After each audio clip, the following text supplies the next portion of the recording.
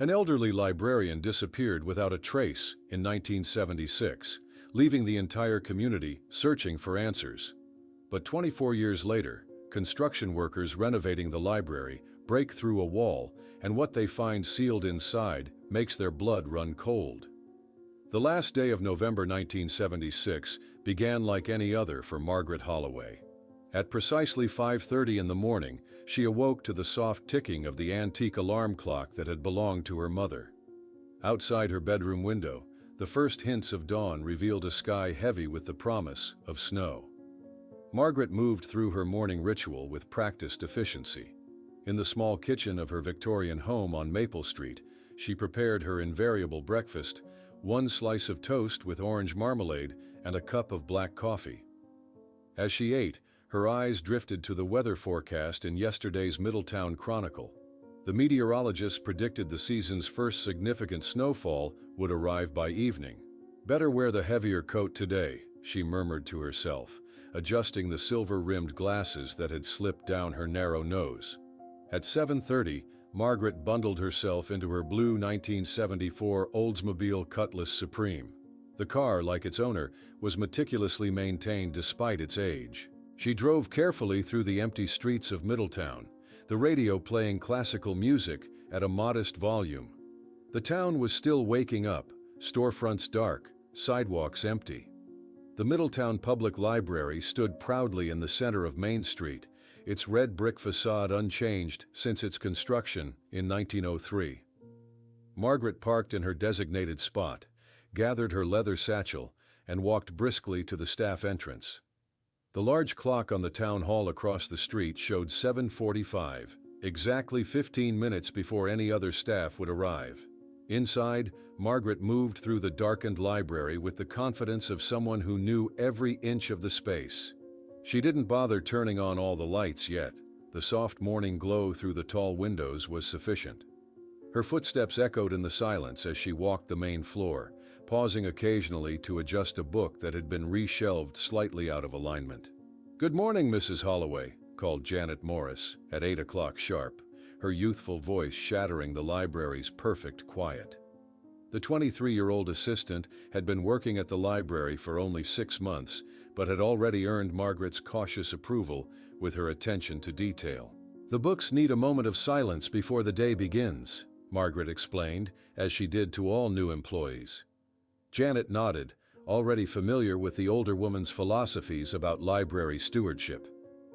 By 9 o'clock, the children's reading circle had assembled in the East Wing. Margaret sat in her wooden chair, a semicircle of young faces looking up at her expectantly as she opened The Wind in the Willows with careful hands. "Mrs. Holloway seems especially animated today," Doris Fletcher whispered to another mother as they watched from the sidelines. "She's always good with the children, but she's practically glowing this morning." After the reading session, Margaret caught Doris before she left. "I found something fascinating in the archives," she confided, eyes bright behind her glasses. "An old diary connected to the town's founding families. I'm eager to study it more carefully later." The late morning passed with Margaret's usual efficiency, helping patrons, organizing the new book display, and reviewing acquisition requests.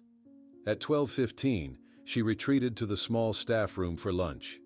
Janet found her there, hunched over what appeared to be an ancient ledger book, making careful notes in her precise handwriting while absently eating a tuna sandwich. "Is everything all right, Mrs. Holloway?"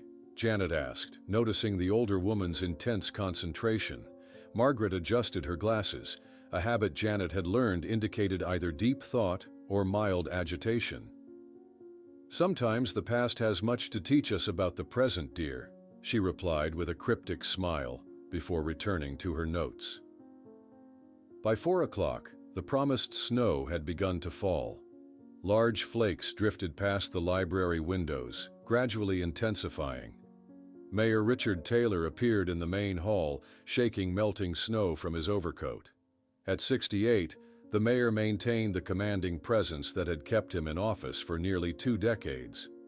"Schools will be closed tomorrow," he announced to the library staff and patrons. "Everyone should head home early before the roads worsen." Benjamin Lewis, a retired professor researching local history, observed Margaret and the mayor engaged in what appeared to be a tense conversation near the rare books section. Though they kept their voices low, their body language spoke volumes. They maintained hushed tones, but it was clear it wasn't a friendly chat, Lewis later told police. Margaret adjusted her glasses repeatedly, which she always did when nervous. As the snow fell more heavily outside, Margaret insisted all staff leave by 5:30. "I'll just finish cataloging some items and lock up," she assured them, waving away concerns about the deteriorating weather. "Don't worry, I've driven in worse storms." Janet was the penultimate person to leave the building at 5:45. She found Margaret in the archives room, surrounded by scattered documents. "Need any help before I go?" Janet offered. "No, dear. I just need to organize a few things, and then I'll be on my way," Margaret replied, not looking up from the papers before her. Joseph Mancini, the 52-year-old janitor, reported seeing Margaret for the last time at 6:20 as she locked the back door of the library. "She told me she would exit through the front after securing some documents in the vault," he later testified. "I offered to wait, but she insisted she'd be fine." At 9:30 that evening, Helen Parker grew increasingly concerned when her aunt didn't answer her customary evening phone call.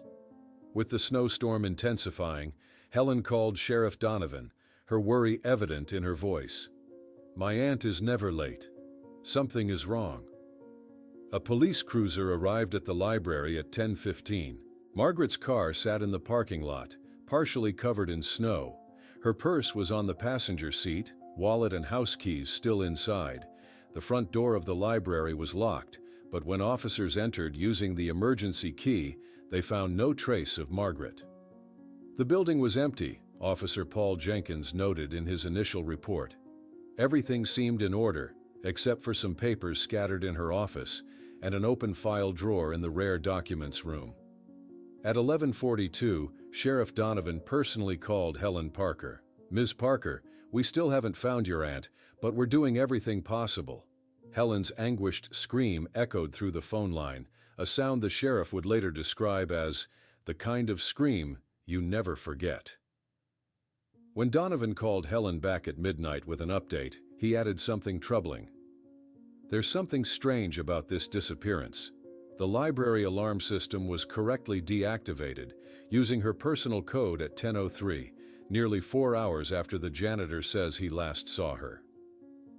Sheriff Donovan's troubling revelation about the alarm system left Helen Parker frozen in place, the phone receiver cold against her ear.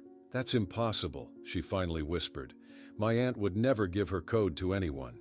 Dawn broke over Middletown the next morning, revealing a town transformed by nearly 12 inches of snow. The pristine white blanket might have been beautiful under different circumstances, but for the gathering of police cars and search and rescue vehicles in the library parking lot, it represented only another obstacle in finding Margaret Holloway. Helen arrived at the library entrance just after 7:30, dark circles under her eyes betraying a sleepless night. Sheriff Donovan, his weathered face grave beneath his uniform hat, met her at the door. "We've had officers searching through the night," he explained, guiding her past the yellow police tape. "No signs of your aunt, but we're just getting started with a thorough examination of the building." Inside, the library seemed alien to Helen despite her countless visits over the years. Police officers moved methodically through the stacks, while a forensic team in the corner photographed Margaret's office. Papers lay scattered across the desk, and the file cabinet drawer remained partially open, exactly as the officers had found it the night before. A young officer carefully placed Margaret's spare reading glasses in an evidence envelope, and something in the simple, ordinary nature of the object, the glasses her aunt would reach for when her primary pair was misplaced, broke through Helen's shock. Her shoulders began to shake with silent sobs. In a small meeting room off the main floor, Janet Morris sat nervously across from a detective, her hands fidgeting with a tissue. Mrs. Holloway had been especially interested in financial records from the 50s and 60s, she explained, her voice trembling slightly. Particularly major donations to the library, She'd been spending extra time in the archives for weeks. Outside, the search effort expanded beyond the library grounds. Volunteers from throughout Middletown, many former students who had developed their love of reading under Margaret's guidance, formed search lines in the adjacent park. They moved slowly through the deep snow, probing with long poles for any sign of the missing librarian.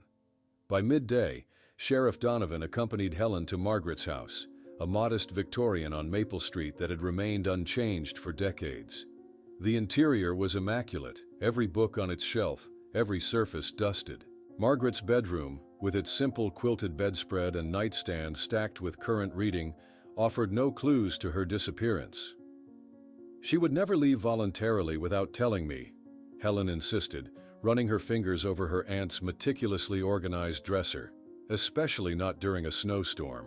On the bedside table, Helen discovered Margaret's personal diary, bound in worn leather.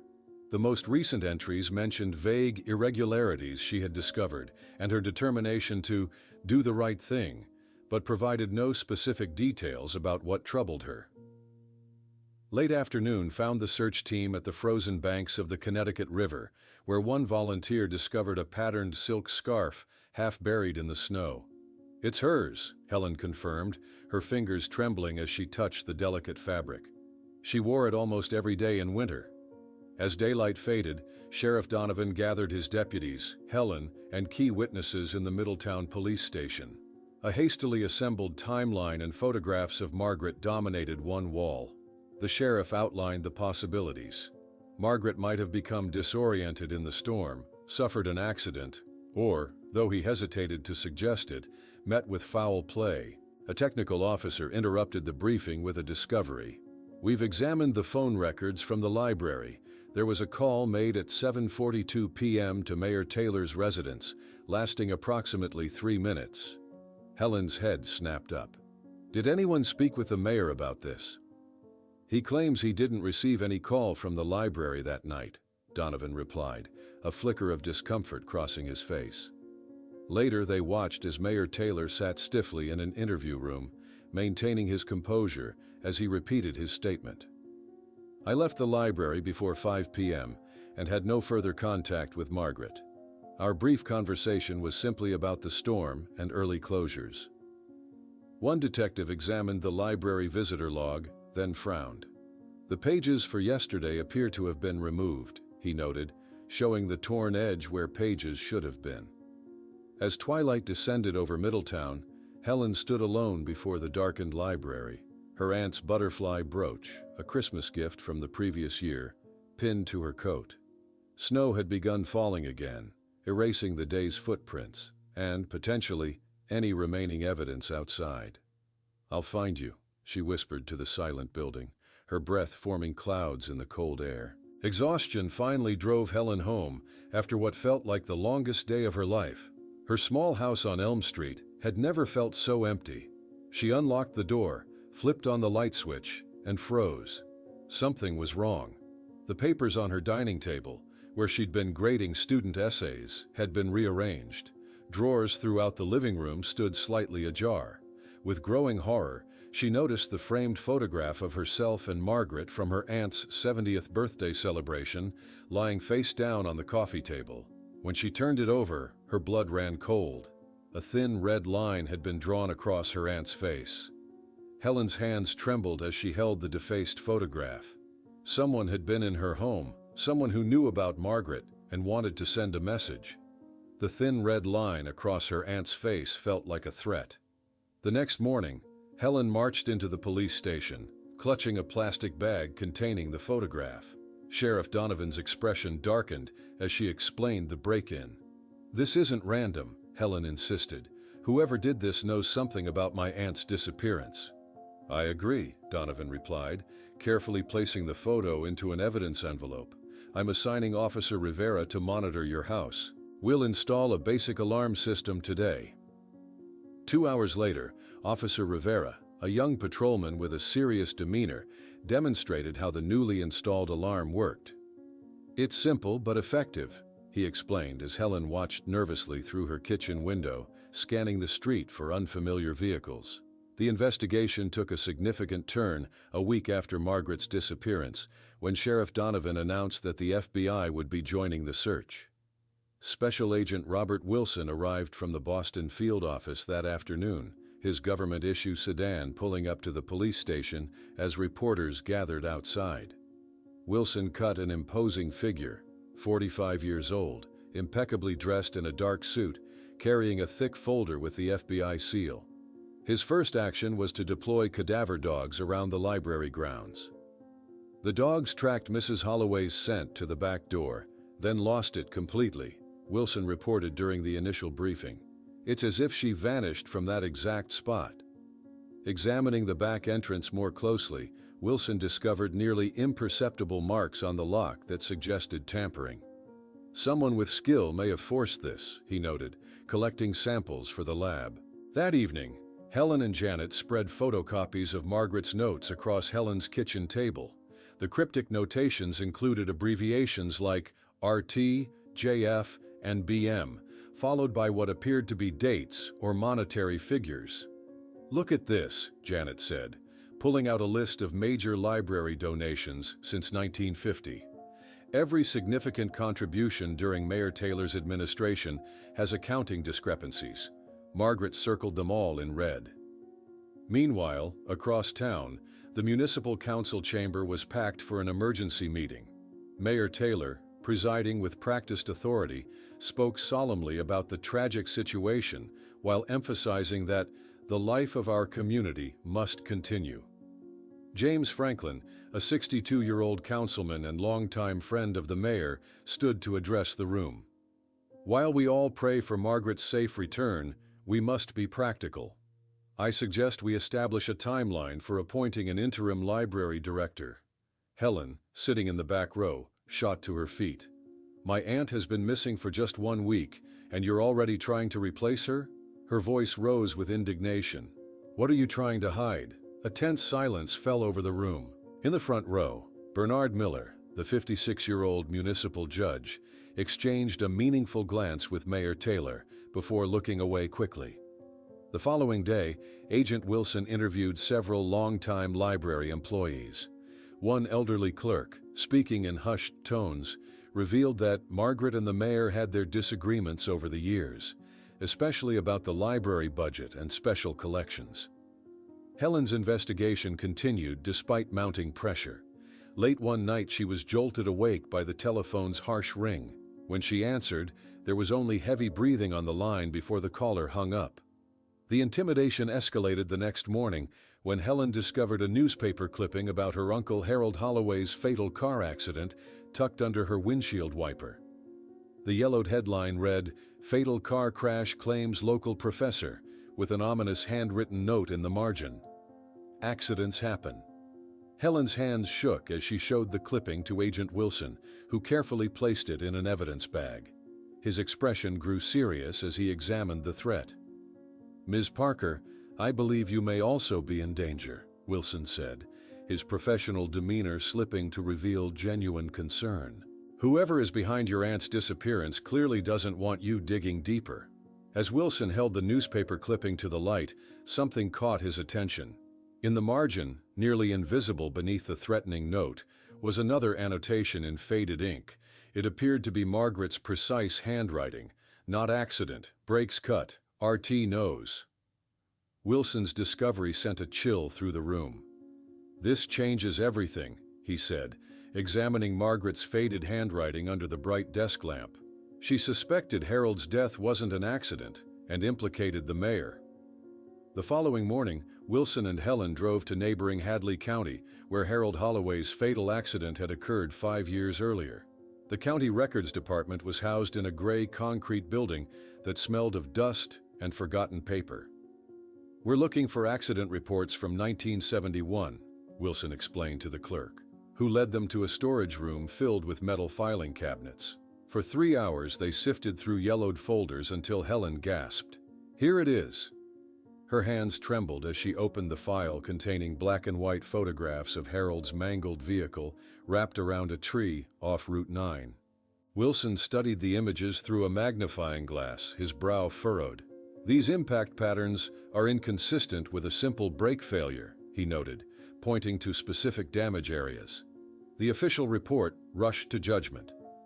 Their next stop was the modest bungalow of Lewis Thompson, the 75-year-old mechanic who had examined Harold's car after the accident. Thompson's arthritic hands shook as he invited them inside. "I remember that car clear as day," Thompson said, disappearing into his basement. He returned with a rusty metal box. "Kept my personal notes on unusual cases. The sheriff didn't much care for my findings." The handwritten notes were damning. "Brake line cleanly cut, not worn through," told Sheriff Bennett, but he insisted it was mechanical failure. Someone tampered with this vehicle deliberately. Back in Middletown, Helen faced another challenge at Middletown Elementary, where she taught 4th grade. The principal, Martha Winters, called her into the office with evident concern. "Helen, you're not sleeping, barely eating. Your students notice. The school board thinks you should take some time off," she said gently. Walking down the hallway afterward, Helen overheard colleagues in the teacher's lounge. "I heard her aunt was getting confused lately, probably wandered off, and Helen can't accept it." Their voices hushed as they noticed her in the doorway, expressions shifting to awkward sympathy. The local paper published an interview with Mayor Taylor that evening. Helen read it with mounting anger. "Margaret was a dedicated servant to our community," Taylor was quoted, but several colleagues had noticed concerning behaviors in recent months. The next morning, Helen met Janet at Riverside Cafe, far from downtown where they might be observed. Janet kept glancing nervously toward the door. "James Franklin came to see me yesterday," Janet whispered, stirring her untouched coffee. "He mentioned my loyalty to the library was being questioned. It wasn't subtle." "They're trying to isolate us," Helen replied, her resolve hardening. While Helen built her case in Middletown, Agent Wilson was pursuing another angle. At the regional FBI office, he requested archived files and discovered that Richard Taylor had been investigated in 1967 for potential misappropriation of public funds. The case had been mysteriously closed without charges. That evening, Helen transformed her basement into an investigation center. She pinned maps to the walls, created timelines on bulletin boards, and connected people and events with red string. Margaret's notes, photocopied and enlarged, covered an entire table. 3 nights later, Helen, Wilson, and Janet met at the library after hours. Janet nervously unlocked the rear entrance, glancing over her shoulder. "We have 30 minutes before the security patrol passes by." Inside the archive room, they carefully examined the document inventory. "Look," Wilson said, pointing to a ledger entry. "The accounting book from 1963 to 1968 is listed in the catalog, but physically missing." "That's when Taylor began his first term," Helen noted, photographing the inventory page. Wilson discovered a donation list in another drawer, quickly photographing records showing substantial contributions to Taylor's 1964 campaign from businessmen who later received lucrative municipal contracts. "This establishes a pattern of potential corruption," Wilson whispered, "but we need the missing ledger to prove the library fund's connection." Driving home that night, Helen noticed headlights following her too closely. She made several random turns through residential streets, but the dark sedan maintained its pursuit. When she turned onto Maple Street, the vehicle suddenly accelerated, overtaking and blocking her path. Helen braked sharply as a man emerged, approached her car, and quickly placed an envelope on her windshield before returning to the sedan, which sped away. Heart pounding, Helen waited until she was certain the car wouldn't return before retrieving the envelope. Inside was an old key with a faded tag reading Depot B7 and a handwritten note. "Not everyone in town is loyal to Taylor. Margaret trusted me. Abandoned train station, midnight Friday. Come alone." Helen stared at the key in her palm, its weathered brass surface catching the dim light of her kitchen. The note's handwriting was unfamiliar, yet something about it commanded trust. She immediately called Wilson. "This could be a trap," he warned over the phone, his voice tense with concern. "At minimum, let me follow at a distance. If you're not out in 20 minutes, I'm coming in." If this person trusted my aunt, I need to give them a chance, Helen replied, her mind already made up. Margaret was careful about whom she confided in. Whoever this is might have the answers we need. 2 nights later, Helen drove alone toward the abandoned Middletown Junction station, a relic from when rail was the town's lifeline. Before leaving, she had slipped a small tape recorder into her coat pocket, its microphone pinned discreetly inside her collar. The station loomed ahead, its Victorian architecture reduced to a skeletal silhouette against the night sky. Inside, moonlight filtered through broken windows, illuminating dust particles dancing in the air. Helen moved cautiously through the cavernous main hall, stepping over fallen ceiling panels and around collapsed wooden benches. Her flashlight beam cut through the darkness, eventually revealing a figure sitting in the far corner.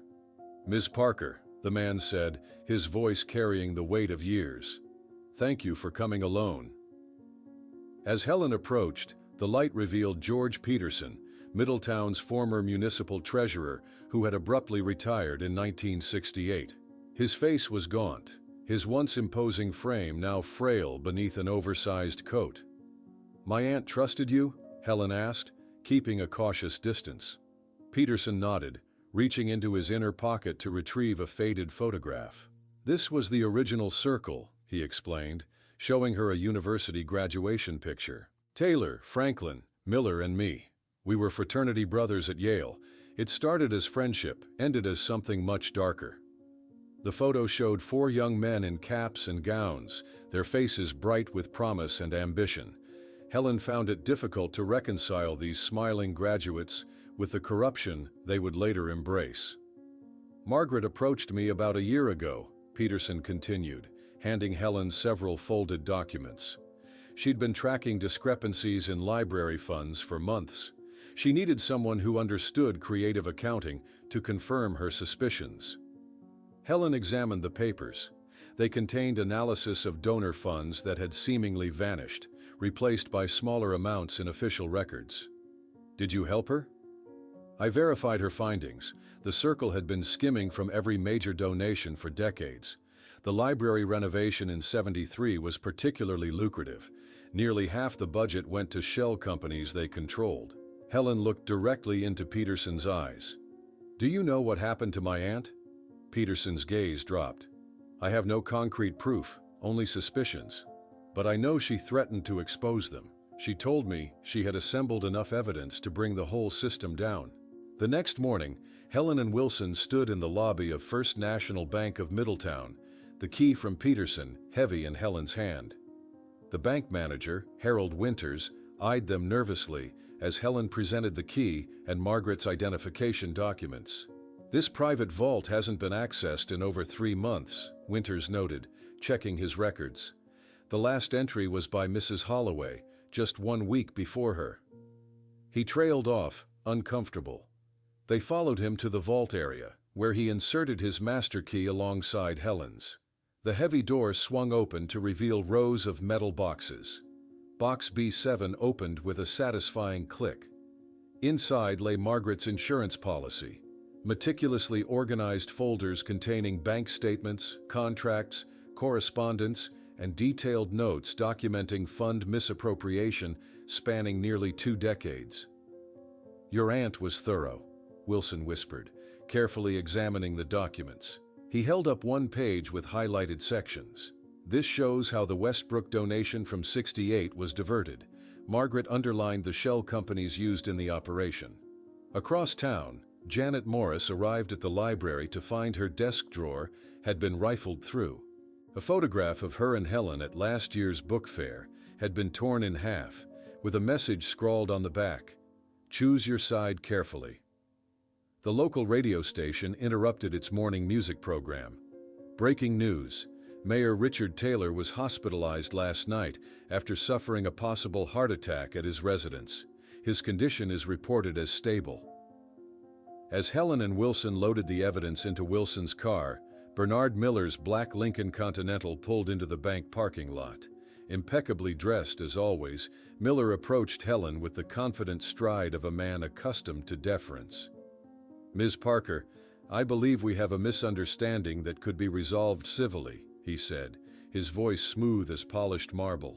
Later, in a corner booth at Riverside Cafe, Miller spoke in hushed tones. There were certainly some administrative improprieties over the years, things that can be discreetly corrected. Helen maintained her composure, though her knuckles whitened around her coffee cup. We're talking about my aunt's disappearance, Mr. Miller, not an accounting error. Where is she? As Miller's carefully constructed offer fell apart under Helen's unwavering resolve, her phone buzzed with a text from Wilson. Urgent. Lab results back. Fingerprints on vault documents match partial prints from Library Night of Disappearance and from Harold's steering wheel in 1971. Helen stared at Wilson's text message, the implications sending a chill down her spine. The fingerprint match confirmed what she had long suspected. Margaret's disappearance was directly connected to Harold's death 5 years earlier. The same hands had touched both scenes. Is something wrong? Bernard Miller asked, noting her sudden pallor. No, Helen replied, slipping her phone into her pocket. I just realized how transparent your offer is, Mr. Miller. You're not concerned about administrative improprieties. You're trying to cover up a murder, possibly two. 6 months after Margaret's disappearance, the forensic laboratory had finally produced results that transformed the investigation. The partial fingerprints recovered from the documents in the vault matched those found on a coffee mug in the library the night Margaret vanished, creating a tangible connection to the crime scene. We have enough for expanded search warrants, Wilson explained during their meeting at the FBI field office. Judge Harmon in Hartford has authorized us to examine personal financial records of all Circle members dating back 20 years. Taylor, Miller, Franklin, Helen enumerated, studying the surveillance photos pinned to Wilson's board. And we'll be adding Victor Taylor to that list, Wilson added. The mayor's son has been actively involved in the family finances since the late 60s. Meanwhile, Helen's professional life was crumbling under the weight of her pursuit. The following week, she was summoned to the principal's office, where a representative from the school board waited alongside Martha Winters. We've received several complaints about classroom discussions involving conspiracy theories and inappropriate comments about town leadership, the representative stated coldly. This behavior is unacceptable for an educator. Returning home that evening, Helen found her mailbox destroyed, letters scattered across her front lawn, many torn open. Among them lay a typewritten note. People who mess with the Circle end up like your aunt. 3 days later, Wilson led a coordinated operation targeting the homes and offices of the suspected conspirators. State police officers with search warrants arrived simultaneously at 5 locations across Middletown, confiscating financial records, correspondence, and computer files. At Middletown Memorial Hospital, Victor Taylor stood beside his father's bed, speaking urgently into his phone. "Delay those warrants by any means necessary," he hissed. "Call our friends in Hartford. We need time to contain this situation." The mayor's condition had deteriorated since his initial hospitalization, but his son had emerged as his proxy in both official and unofficial capacities. At 48, Victor possessed his father's political instincts without his careful restraint. That same afternoon, Helen received devastating news. George Peterson had been found dead in his apartment, apparently from natural causes. The former treasurer had a history of heart problems, but the timing was suspicious. His neighbor saw him walking his dog yesterday, Helen told Wilson as they stood outside Peterson's modest apartment building, police technicians working inside. He seemed perfectly fine. "We've requested a full toxicology panel," Wilson replied grimly. The medical examiner noted possible signs of digitalis overdose. Appears natural in someone with cardiac issues, but can be induced.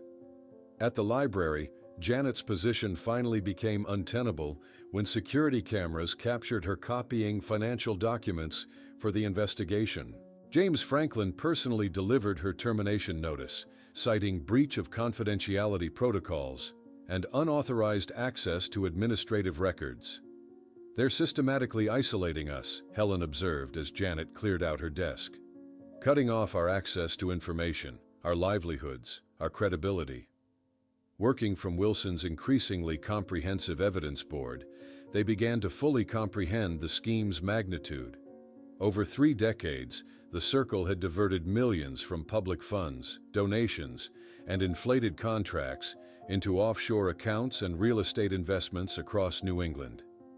A breakthrough came when Wilson secured an interview with James Franklin. The councilman, now looking significantly older than his 62 years, sat nervously in the federal building's interview room. "She confronted us with folders full of documentation," Franklin admitted, his voice barely audible. "Said she had copies in a secure location. Margaret was always meticulous that way." "What happened next?" Wilson pressed. Franklin's eyes darted toward the door. "Taylor said we could resolve it civilly." Margaret laughed and said it was too late for that. She had already compiled everything for the FBI. The following day, Helen visited the hospital disguised as a volunteer delivering magazines. From a distance, she observed the mayor's room, noting the private security guard stationed outside. Later that afternoon, Wilson received the preliminary toxicology report on Peterson. Elevated digitalis levels, consistent with an overdose, could appear natural in a cardiac patient, but the concentration suggests deliberate administration. Back at the library, Helen and Wilson examined the original building plans against the renovation blueprints from 1973. Comparing them with the current layout revealed significant discrepancies in the basement archives area. "This wall shouldn't be here," Helen said, pointing to a section near the old boiler room.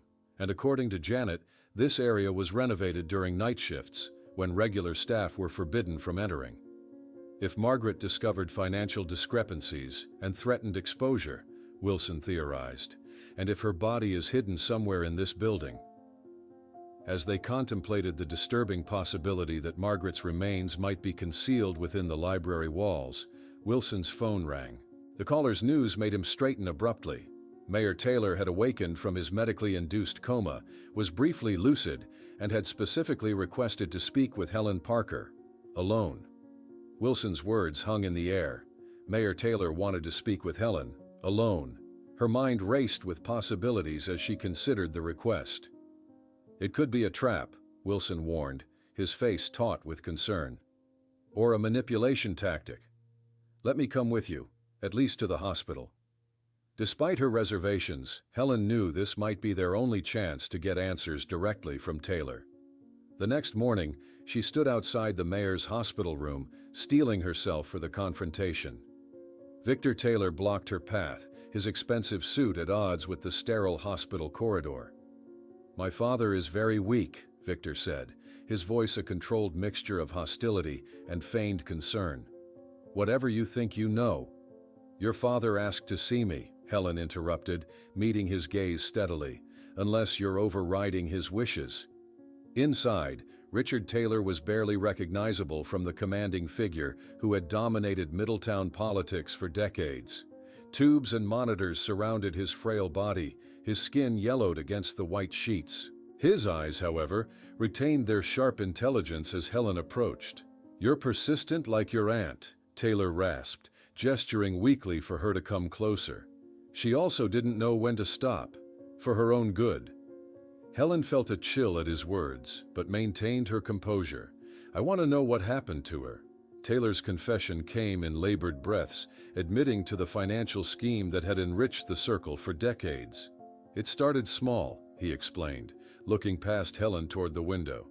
"Minor adjustments to library allocations, then larger amounts from construction projects. The system worked perfectly until your aunt started asking questions." "What happened that night?" Helen pressed, leaning closer. Taylor's eyes shifted away. "Franklin lost control. She threatened to expose everything.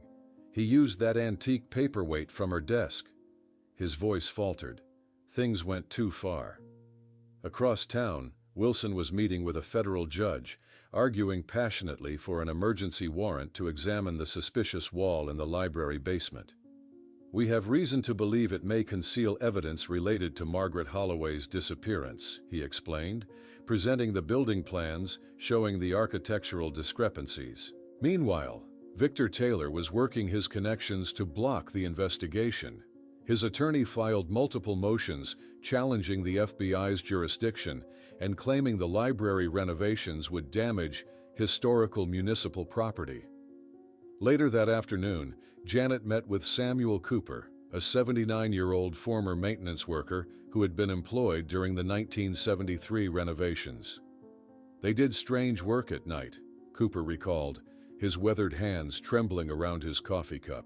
None of us regular staff could stay after hours for almost a week.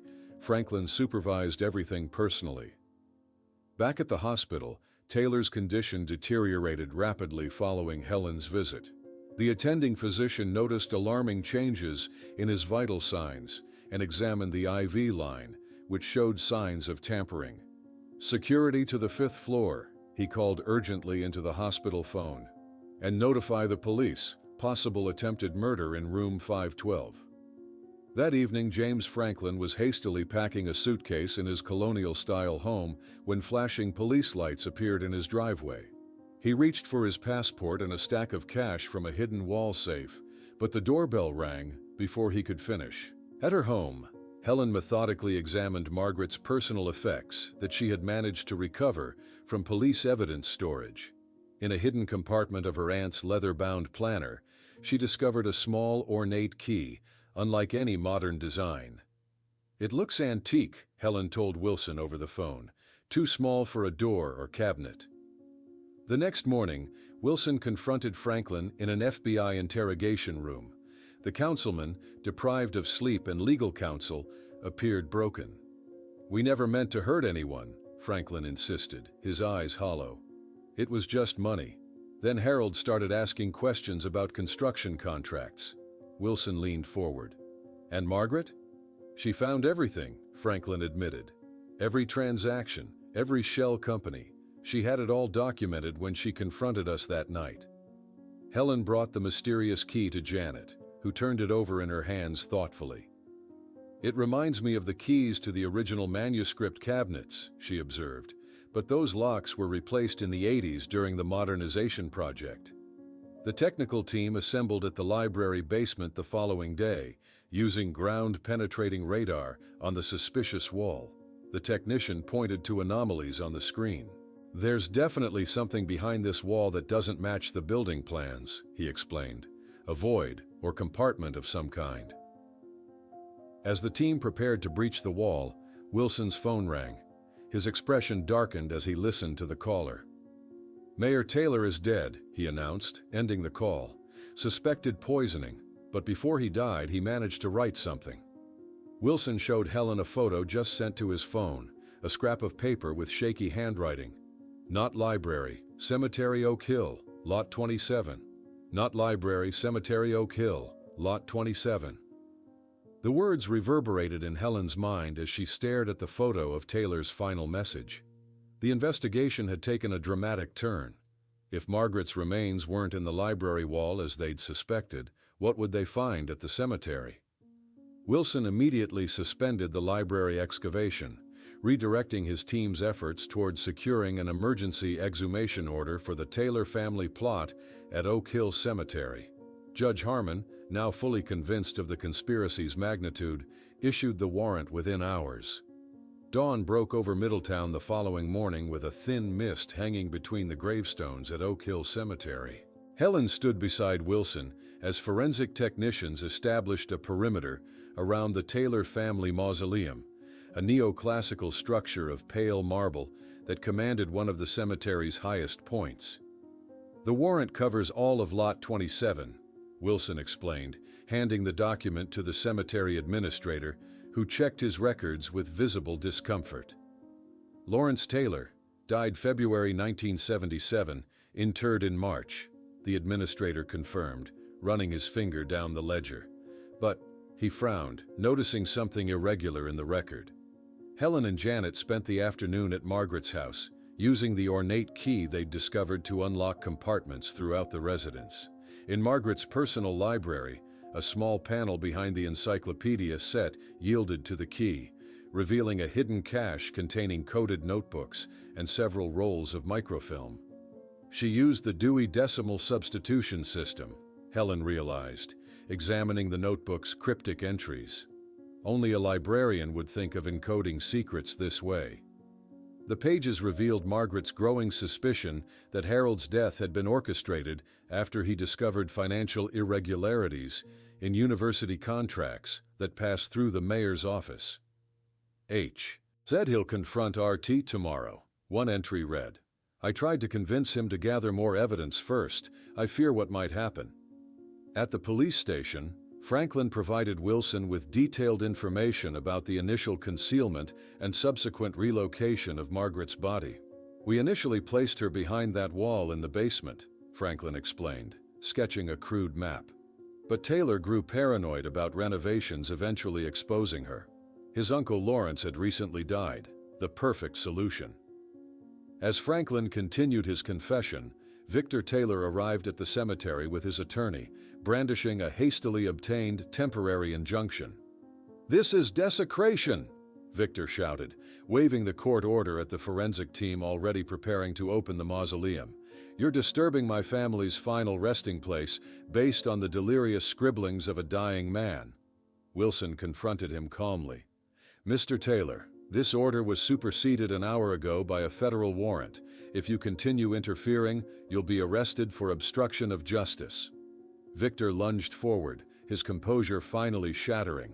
Two officers restrained him as he shouted threats and obscenities, the facade of respectability completely abandoned. By mid-afternoon, technicians had carefully removed the marble slab, sealing Lawrence Taylor's resting place. Dr. Patel, the chief medical examiner, supervised the procedure with meticulous attention to forensic protocols. "This is unusual," Dr. Patel noted, examining the casket's sealing mechanism. "These aren't conventional funerary techniques. The casket has been modified with additional locks."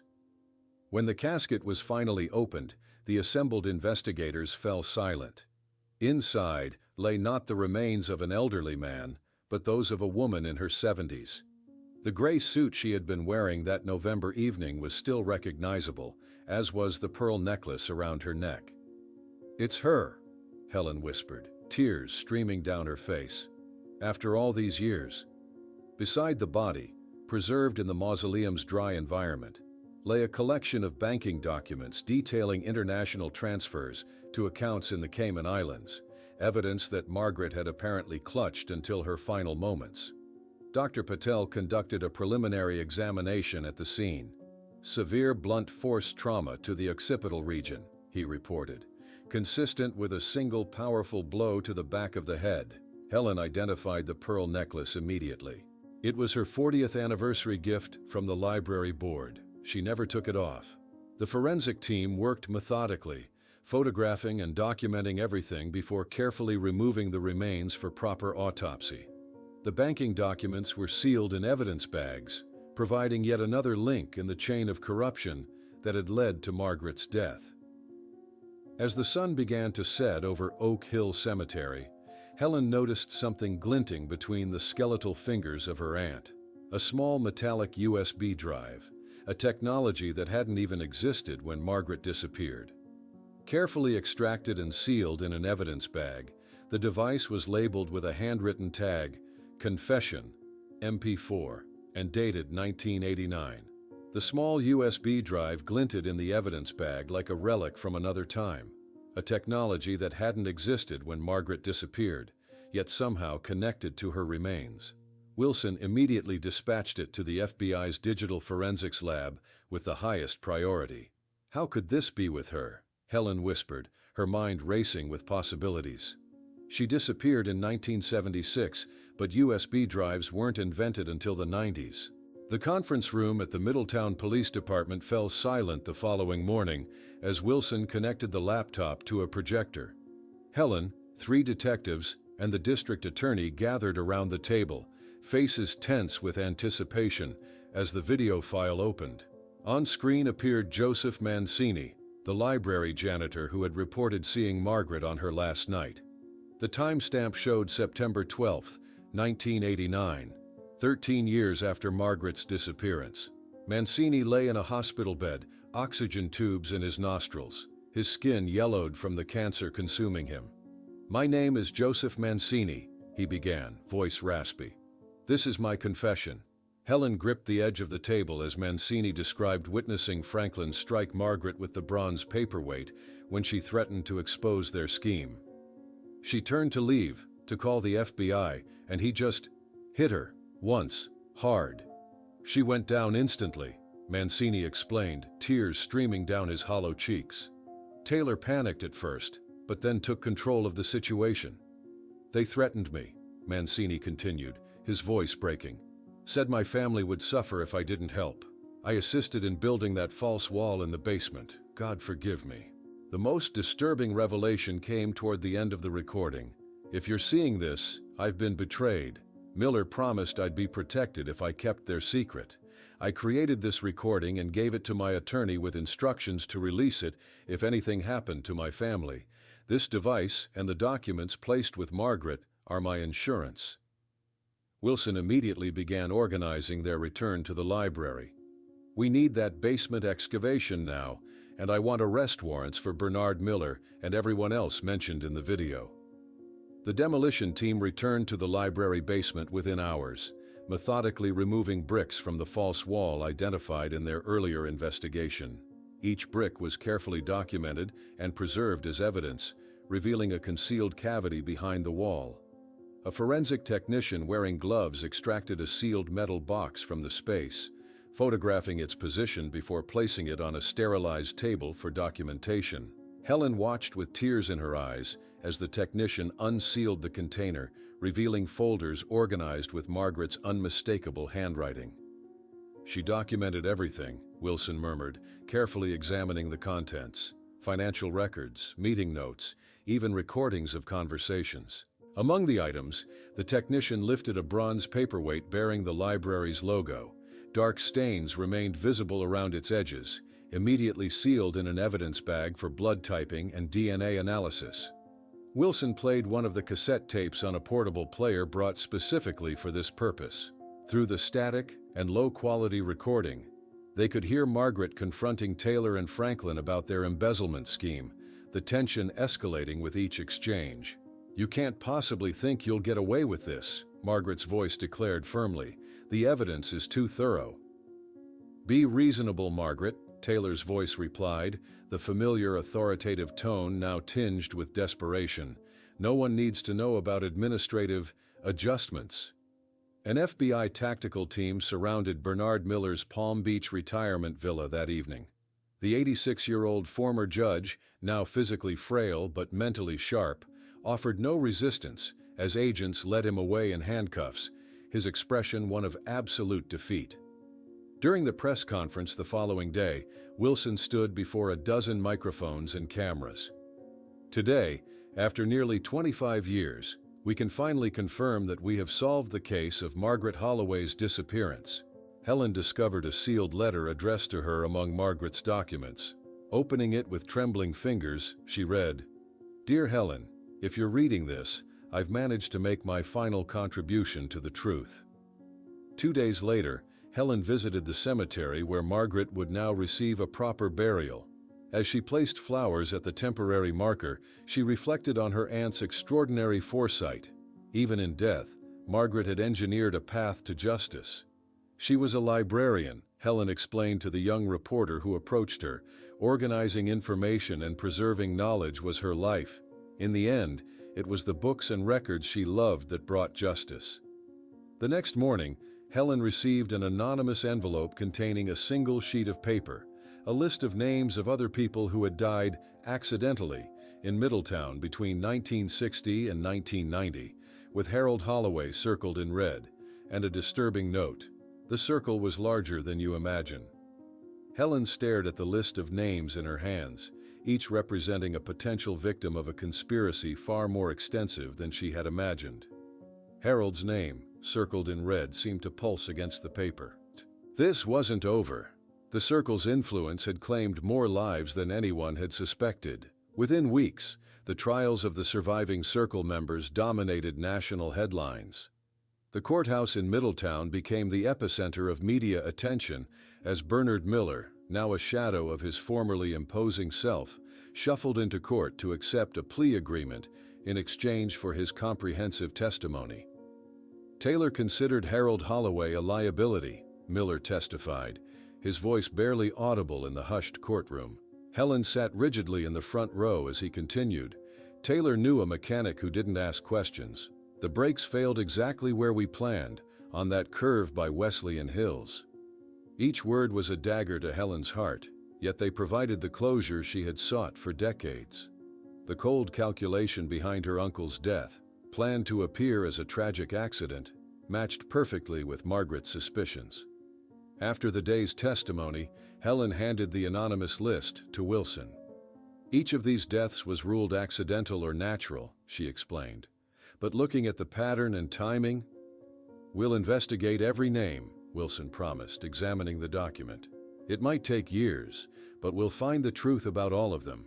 The following month, Middletown's newly elected council unanimously voted to establish an independent ethics commission and regular public audits, direct reforms resulting from the Holloway case.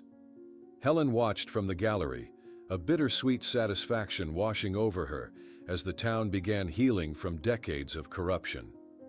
In the spring, Helen visited Janet at the library, now reinstated as assistant chief librarian. Sunlight streamed through the tall windows as they discussed plans for the renovation and the new memorial wing. The architectural plans include a permanent exhibit about Margaret in the main hall, Janet explained, spreading blueprints across the reading table. Her story will inspire future generations.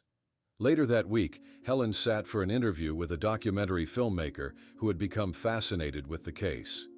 "This wasn't just about finding my aunt," she reflected, the camera capturing her determined expression. "It was about exposing a system that allowed powerful people to operate above the law for decades." At Margaret's house, now Helen's, she carefully organized her aunt's possessions that had been preserved as evidence and finally returned.